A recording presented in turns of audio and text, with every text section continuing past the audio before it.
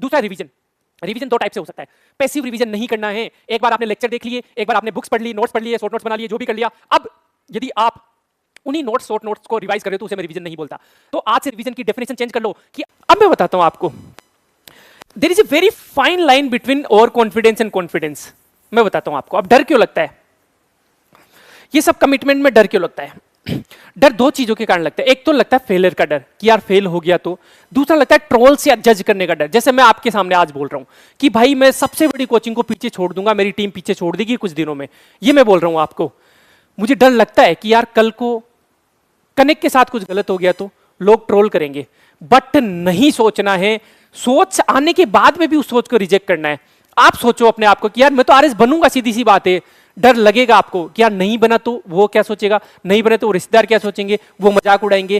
Trolls पे ध्यान देके अपनी थिंकिंग को डिफाइन नहीं करना है, उसको डायरेक्शन नहीं देनी है। क्यों? क्योंकि आपके जीवन में सपोर्ट कौन कर रहा है आपको? आपके माँ बाप होंगे, आपके कुछ क्लोज दोस्त होंगे जो आपकी तैयारी के दौरान आपको पूछते हैं कि भाई तैयारी कैसी चल रही है, भाई पैसे तो हैं क्या तेरे पास, खाना खा लिया क्या। बस ये जो 4-5 लोग हैं ना, मैंने एक प्रिंसिपल भी बनाया हुआ है, 8 अरब की दुनिया में सिर्फ 8 लोग हैं जिनके बारे में आपको सोचना है। इनके बारे में जरूर सोचना है कि यार फेल हो गया तो ये क्या सोचेंगे। क्यों? क्योंकि ये इस जर्नी में आपको सपोर्ट कर रहे हैं। बाकी सब जाए भाड़ में, बाकी आपका मजाक उड़ाए तो आपको फर्क नहीं पड़ना चाहिए, बाकी आपको सर पे चढ़ाए तो भी आपको फर्क नहीं पड़ना चाहिए। जब मैं ये बात बोलता हूं कि भाई उस फलानी कोचिंग को या फिर इस आरएस सेक्टर में हम तबाही मचा देंगे या फिर इतना कर देंगे वो कर देंगे, तो सिर्फ ये जो 7-8 लोग हैं ये क्या सोचेंगे इसके बारे में जरूर सोच सकता हूं। बाकी ट्रोल्स हैं, कोई भी कमेंट करे कहीं पे भी कोई फर्क नहीं पड़ता, क्योंकि वो आके मुझे खाना नहीं दे रहे, वो आके मुझे यहां पे कोचिंग चलाने के लिए फंड नहीं दे रहे, ये 7-8 लोग दे रहे, इनको अधिकार है मेरे बारे में बोलने के लिए। तो ठीक वैसे ही बहुत पॉजिटिव रहो यार अपने आप के बारे में, अपने आप को बोलते रहो कि यार बनूंगा मैं तो आरएस। अब मैं ये नहीं बोल रहा कि भाई जाके ढिंडोरा पीट दो कि मैं तो आरएस बनूंगा, मैं तो आरएस बनूंगा, लेकिन जब खुद से बात हो, जब अपनों से बात हो, जब अपने माँ बाप से बात हो, अपने दोस्तों से बात हो, जब ये बात आए अपने मन में कि यार बनूंगा या नहीं बनूंगा, सेल्फ डाउट आए, तो खुद को 1000 बार बोलो कि मैं नहीं तो कौन बे, मैं नहीं बनूंगा तो कौन बनेगा। मैं एवरेज स्टूडेंट हो सकता हूं, मैं दूसरे लोगों से कम इंटेलिजेंट हो सकता हूं, लेकिन मैं आरएस तो बनूंगा या बनूंगी। क्यों? क्योंकि ये एग्जाम इंटेलिजेंस का है ही नहीं। दुनिया में कुछ भी इंटेलिजेंस का नहीं यार। मुकेश अंबानी बहुत ज्यादा इंटेलिजेंट नहीं है, मोदी जी बहुत ज्यादा इंटेलिजेंट नहीं है, इंटेलिजेंट नहीं है ये लोग। ये बहुत मेहनती और एक डायरेक्शन में चलने वाले लोग हैं, ठीक है। तो अपने आप को बोलते रहना है कि भाई एग्जाम तो क्रैक होगा, सेल्फ बिलीफ रखना है, मूर्ख होना है, ज्यादा दिमाग नहीं लगाना है कि यार उसके तो ज्यादा नंबर आ रहे हैं, मेरे तो कम नंबर आ रहे हैं, यार वो तो आईआईटी से है, यार वो तो क्या है। आपके कॉम्पिटिटर से आपको कोई मतलब नहीं होना चाहिए, ठीक है। देखो डर की मैं एक और बात बताता हूं। जैसे सेमिनार हुआ अभी, पूरा हॉल खचाखच भरा हुआ था, पीछे तक लोग खड़े हुए थे। मतलब इस हॉल की कैपेसिटी 700 है और लगभग हमने देखा कि फुटफॉल 1100-1200 लोगों का हुआ था। तो वन टाइम पे 800-900 लोग थे इस हॉल में जब मैं मंच पे खड़ा हुआ था। और सच बताऊं मेरे पैर कांपते हैं स्टेज से।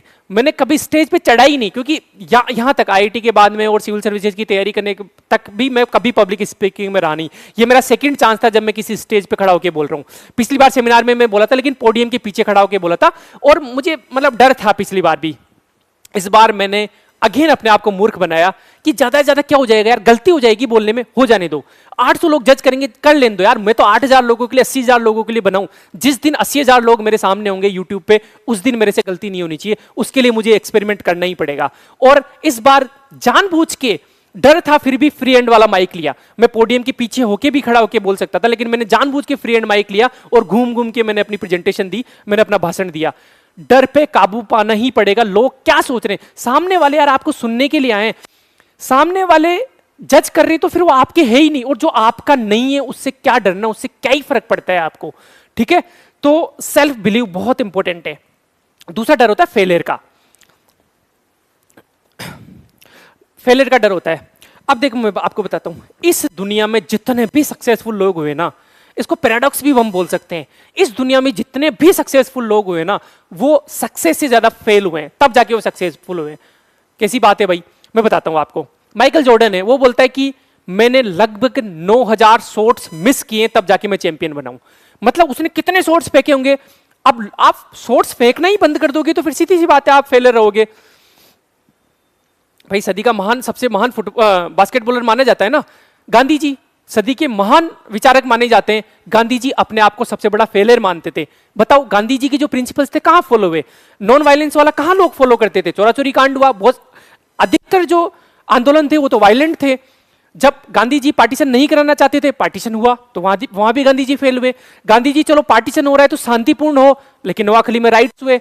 गांधी जी अनटचेबिलिटी को उन्मूल करना चाहते थे, नष्ट करना चाहते थे, आज तक अनटचेबिलिटी है। तो गांधी जी तो सबसे बड़ा फेलियर मानते थे खुद को, लेकिन फिर भी सक्सेसफुल है, फिर भी हर ऑफिस में उनकी फोटो लगी होती है, फिर भी नोट पे उनकी फोटो लगी होती है। अब थोड़ी सी फाइन लाइन होती है सेल्फ बिलीफ, कॉन्फिडेंस और कॉन्फिडेंस के बीच में। और कॉन्फिडेंट अपने को नहीं रहना है, और कॉन्फिडेंस से थोड़ा नुकसान हो सकता है। हालांकि मैं हमेशा बोलता हूं कि और कॉन्फिडेंस से यदि नुकसान होना वो चलेगा, लेकिन अंडर कॉन्फिडेंट हो कि यदि आप फेल हो रहे हो लाइफ में तो वो बिल्कुल नहीं चलना चाहिए। और कॉन्फिडेंस होने से कोई बात नहीं, फेल हो जाओ, लोग ट्रोल करने दो यार कि हाँ बड़ी बड़ी बातें करता था, क्या हुआ देखो, कोई बात नहीं, फर्क ही नहीं पड़ना चाहिए। वो थोड़ा ना मेरे घर में खाना देने के लिए आ रहे हैं, बस यही एटीट्यूड रखो आप तो। अब देखो और कॉन्फिडेंस कैसे होता है। फॉर एग्जाम्पल, मैं काम दाम करना छोड़ दूं, मैं मेहनत नहीं कर रहा हूं और फिर मैं बड़ी बड़ी बातें करूं कि अरे वो कोचिंग, उस कोचिंग को तो मैं कल पीछे छोड़ दूंगा, 5 साल में पीछे है, इसे बोलते हैं ओवर कॉन्फिडेंस। आप आज खुद को बोल रहे हो, अपने माँ बाप को बोल रहे हो, अपने जिगरी दोस्त को बोल रहे हो कि मैं तो आरएस बनूंगा या बनूंगी, और आज के 2 महीने बाद में अपने आप से पूछो कि यार मैंने कितने सब्जेक्ट किए, यार मैंने कितने टेस्ट लिखे, कितने एमसीक्यूज ट्राई किए, कितने सब्जेक्टिव टेस्ट मैंने लिखे, क्या मैं डेली आंसर राइटिंग कर रहा हूं या कर रही हूं। इन सवालों के जवाब डिसाइड करेंगे कि आप सेल्फ बिलीफ करते हो, कॉन्फिडेंट हो या ओवर कॉन्फिडेंट हो, क्योंकि आदमी खुद से झूठ नहीं बोल सकता। ठीक है, तो बस इतना ही फर्क है, मेहनत करते रहो और किसी से नहीं डरना, हमेशा यही एटीट्यूड रखना है कि मैं नहीं तो कौन बे, कोई भी हो सामने। फिर एसआरटी प्रिंसिपल बहुत इंपॉर्टेंट है। फर्स्ट सेल्फ बिलीफ, यदि मैं 100% चीजों का योगदान मानूं सक्सेस में, तो 50% से ज्यादा सेल्फ बिलीफ का, कॉन्फिडेंस का होगा, चाहे कोई सा भी सेक्टर हो। It's not about RS exam और आईएएस एग्जाम, चाहे वो कोचिंग में सक्सेसफुल होने का हो, चाहे मुकेश अंबानी बनने का हो, चाहे पॉलिटिक्स में सक्सेसफुल होने का हो। आप देखते नहीं, नेता लोग नहीं बोलते कि हम तो जीत रहे हैं, ऐसे माहौल बना बना के जीत जाते हैं। वो खुद को बिलीफ होता है तब जाके सामने वाले को बिलीफ होता है, तब जाके वो वोट देता है। ठीक है, जब खुद को बिलीफ होगा तब माइंड को सिग्नल जाएगा कि यार पढ़ ले अच्छे से, क्योंकि सिलेक्शन तो तेरा हो रहा है। जब खुद ही माइंड को बता रखा है कि यार नहीं होगा यार, मेरा तो कंपटीशन इतने लोगों से है, तो माइंड आपका 100% दे ही नहीं पाएगा। और जब आपका माइंड 100% नहीं दे पाएगा तो भाई कैसे सक्सेसफुल हो जाएंगे। दूसरा है रिवीजन। रिवीजन 2 टाइप से हो सकता है। पैसिव रिवीजन नहीं करना है, एक बार आपने लेक्चर देख लिए, एक बार आपने बुक्स पढ़ ली, नोट्स पढ़ लिए, शॉर्ट नोट्स बना लिए, जो भी कर लिया, अब यदि आप उन्हीं नोट्स, शॉर्ट नोट्स को रिवाइज कर रहे हो तो उसे मैं रिवीजन नहीं बोलता। तो आज से रिवीजन की डेफिनेशन चेंज कर लो कि आपने पढ़ा, बुक पढ़ी, उसके बाद में क्या आप एमसीक्यू लगा रहे हो क्या, तब मानूंगा कि रिवीजन है। आपने मान लो प्रेसिडेंट पढ़ लिया, पॉलिटी में प्रेसिडेंट के 20 क्वेश्चन लगाओ, जो यूपीएससी में आए हुए हैं, आरएस में आए हुए हैं, कनेक्ट के क्वेश्चन बैंक के हैं, लगाओ, आपका रिवीजन अच्छे से होगा, पूरा चैप्टर रिवाइज हो जाएगा आपको, उसे बोलते हैं रिवीजन। आपने एथिक्स पूरी पढ़ ली, मेरे लेक्चर देख लिए, नोट्स पढ़ लिए, अब आप एथिक्स का टेस्ट लिखो ना, टेस्ट लिख के फिर आंसर की देखो, सॉल्यूशन देखो, तब मानूंगा कि रिवीजन हो रहा है। तो सेकंड इंपॉर्टेंट चीज है रिवीजन। और तीसरा है working on the feedback. Track करो, टी से ट्रैक, हर चीज को ट्रैक करो। कितने सब्जेक्ट हो गए आपके, क्या आपकी स्पीड चल रही है, पहले कितने मार्क्स आते थे, बाकी लोगों को ट्रैक मत करो। दुनिया में हो सकता है कोई बहुत इंटेलिजेंट हो, बहुत तगड़े मार्क्स ला रहा हो, कनेक्ट के टेस्ट सीरीज में टॉप कर रहा हो, कोई फर्क नहीं पड़ता। आप अपने आप को ट्रैक करो कि यार मेरे पहले कितने मार्क्स आते थे, अब कितने आ रहे हैं, पहले मेरे कितने नेगेटिव आते थे, अब कितने नेगेटिव जा रहे हैं, यार पहले मैं कितने घंटे पढ़ाई करता था, अब कितने कर रहा हूं, यार मैं पहले कितने घंटे मैं रिवीजन कर पाती थी, अब कितने घंटे में रिवीजन कर पा रही हूं। पहले मुझे इस चैप्टर को पढ़ने में शुरू में 8 घंटे लगे थे, मैं इस चैप्टर को 1 घंटे में रिवाइज कर देती हूं। अपनी स्टडी को ट्रैक करो। पहले मैं एग्जाम में पूरे 39 क्वेश्चन में सिर्फ 2 डायग्राम बना के आती थी, आज मैं 9 डायग्राम बना के आई हूं। ये होता है ट्रैकिंग। जब आप ये तीनों चीजें कर लोगे, कोई भी नहीं रोक सकता, कोई माइकल लाल नहीं रोक सकता आपको इस एग्जाम को क्रैक करने के लिए। मैं पिछले 3 साल में बहुत सारे टॉपर से इंटरेक्ट कर रहा हूं, सब एवरेज लोग हैं। मैं तो इंटरेक्ट तो अब करने लगा हूं जब रिजल्ट आया 2, उससे पहले भी मैं तो हमेशा बोलता हूं कि यहाँ कोई आइंस्टाइन नहीं है, कोई यहाँ पे एपीजे अब्दुल कलाम नहीं है। यदि कोई दिमाग वाला होता ना तो वो आरएस की तैयारी नहीं कर रहा होता, वो आरएस की तैयारी नहीं करवा रहा होता। मैं बहुत सुपर इंटेलिजेंट होता तो मैं एआई के स्टार्टअप्स पे काम कर रहा होता, मैं बाहर चला गया होता, मैं एमआईटी में पढ़ने चला गया होता। मैं एक एवरेज इंसान हूं, आप एक एवरेज इंसान हो, जो टॉपर बने वो सब एवरेज दिमाग के लोग हैं। ठीक है, तो एवरेज लोगों के बीच में हम हैं, बस ये गेम है मेहनत का, एसआरटी का। सेल्फ बिलीफ रखो, रिवीजन करो, एक्टिव रिकॉल करो, एक्टिव रिवीजन करो, और टी से अपनी ट्रैक करते रहो अपने आप को, ठीक है। अब यूजुअली देखो मैं ये सब वीडियोस बनाना अवॉइड करता हूं, क्योंकि पहले मुझे ऐसा लगता था कि जो मोटिवेशन होता है it should be internal, external motivation होता है वो शॉर्ट टर्म होता है। लेकिन पिछले 2-3 साल में मैंने पाया कि जब मैं टेलीग्राम पे जो मैसेज लिखता हूं ना, उनका स्टूडेंट्स के माइंड पे बहुत इंपैक्ट होता है, चाहे वो पॉजिटिव हो चाहे नेगेटिव हो। इसलिए मुझे सोच समझ के वीडियो लाने होते हैं, इसलिए सोच समझ के मुझे लिखना होता है। बहुत सारे टॉपर्स के भी इवन मैसेज आते हैं कि जब स्टडी के दौरान, पढ़ाई के दौरान उनको गिव अप करने का मन करता था, तो वो मैसेज पढ़ के वापस बूस्टअप हो जाते थे। इट्स लाइक मैं बताता हूं आपको, जैसे एक एस्पिरेंट है, एस्पिरेंट ना ये ठीक है, ये मान लेते हैं यहां से एस्पिरेंट इस नदी में तैर रहा है, पता है तैरना खुद होगा, मेहनत खुद करनी पड़ेगी, सीधी सी बात ये है। बट कभी कभी होता है ना कि यहां पहुंचना है, मान लो ये आरपीएससी का मतलब टॉपर यहां पे बनना है, ठीक है।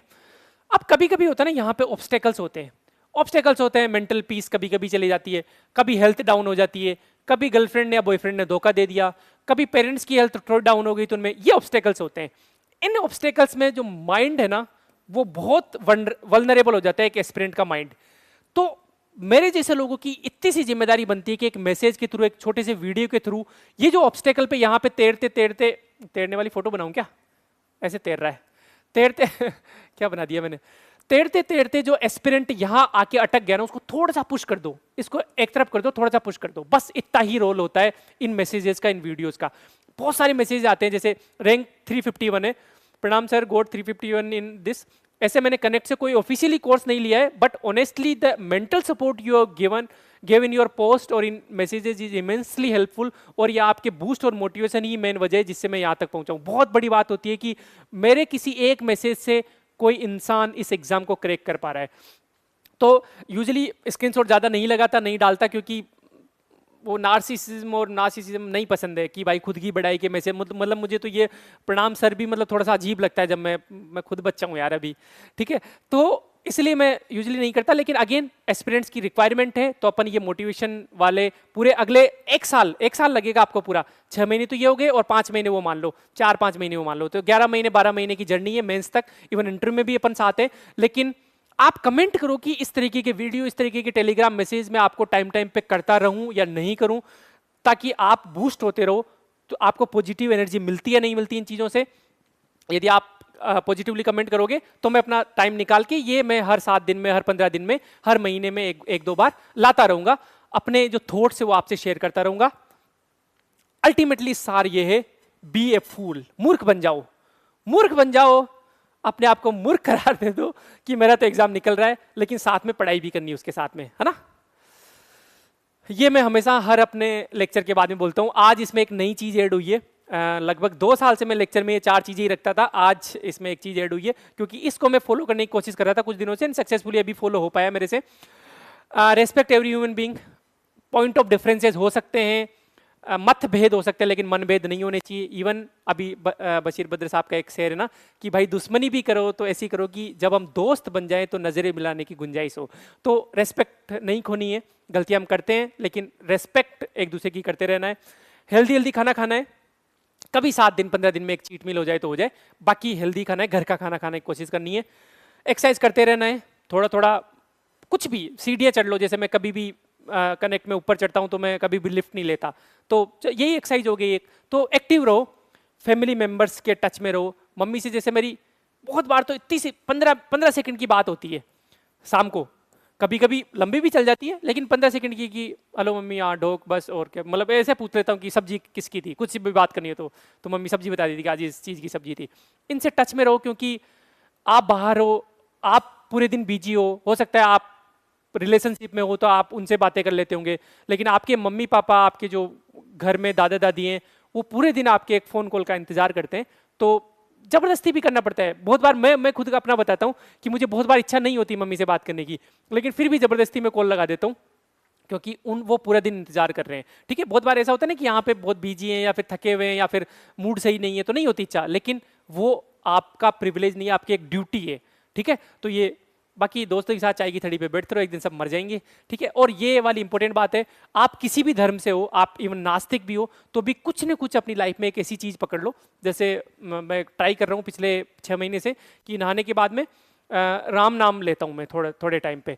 तो यदि आप नास्तिक हो तो आप ये समझ के ले लो कि यार इससे कंसंट्रेशन बढ़ती है। जब आप इस नाम पे फोकस करते हो और मन में राम राम राम राम करते हो तो इससे कंसंट्रेशन पावर बढ़ती है। यदि आप आस्तिक हो तो बढ़िया, ये तो मोक्ष का मार्ग है। नाम जप, नाम राम हो गया, अल्लाह का नाम हो गया, राधा राधा राधा जपना हो गया, हरे कृष्ण हो गया, कबीर वाणी, जो भी आपका धर्म है, आप थोड़ा सा टाइम, भले 5 मिनट ही निकालो, बट थोड़ा सा टाइम निकालना स्टार्ट कर दो, पॉजिटिव एनर्जी आएगी, कंसंट्रेशन बढ़ेगी और लाइफ में एक पर्पज मिलेगा कि यार पूरा दिन वेस्ट हो गया तो भी कम से कम जिसने इस सृष्टि का निर्माण किया है उसको तो याद कर लिया हमने, ठीक है। बाकी अच्छा लगा ये सब तो लाइक कर दो, नहीं लगा तो आप डिसलाइक भी कर सकते हो, आप क्रिटिसाइज भी कर सकते हो, लेकिन कंस्ट्रक्टिव क्रिटिसिज्म होना चाहिए। आप ये बोल के जाओगे कि क्या बकवास है या फिर ये तो ऐसे ही करता रहता है, तो उसका हमारे ऊपर कोई फर्क नहीं पड़ेगा, you will be counted in trolls. लेकिन यदि आप कंस्ट्रक्टिवली कभी भी जीवन में पूरा पैराग्राफ लिखोगे कि देख नियोन भाई ऐसी बात है, ऐसी बात है, ऐसी बात है, इसलिए ये चीज गलत थी, तो उसको हम अडेप्ट भी करेंगे और उसमें रिफॉर्म भी करेंगे, उसको सुधारेंगे भी, सही, ठीक है। बाकी ट्रोल्स पे हम ज्यादा ध्यान देते नहीं है। और अब कमेंट बहुत जरूरी है, अब आप कमेंट कर दो। आगे अब स्ट्रैटेजी का वीडियो आएगा, ये फर्स्ट वीडियो श्री गणेश हो गया इस वैकेंसी का, आगे स्ट्रैटेजी का वीडियो आएगा कि क्या क्या आपको दिक्कतें आ रही है वैकेंसी के बाद में। आपने ट्राई किया होगा, बहुत सारी कोचिंग्स में ट्राई किया होगा, खुद से सेल्फ स्टडी करने की ट्राई की होगी, आप जॉब में हो सकते हो, आप यूपीएससी के एस्पिरेंट्स हो सकते हो, आप आर्ट्स बैकग्राउंड से हो सकते हो, जो भी आपकी क्वेरीज है वो कमेंट में लिख दो। आगे की वीडियो में वो सारी क्वेरीज एक्सप्लेन करूंगा अच्छे से, ठीक है, जो भी मेरा थोड़ा बहुत एक्सपीरियंस है इस एग्जाम को लेके, ठीक है। बाकी सब्सक्राइब तो आप करने लग गए, thank you so much for that, अभी कर सकते हो जिन्होंने नहीं किया है, ठीक है। बाकी मस्त रहना है, खुश रहना है और लगे रहना है, सब हो जाएगा।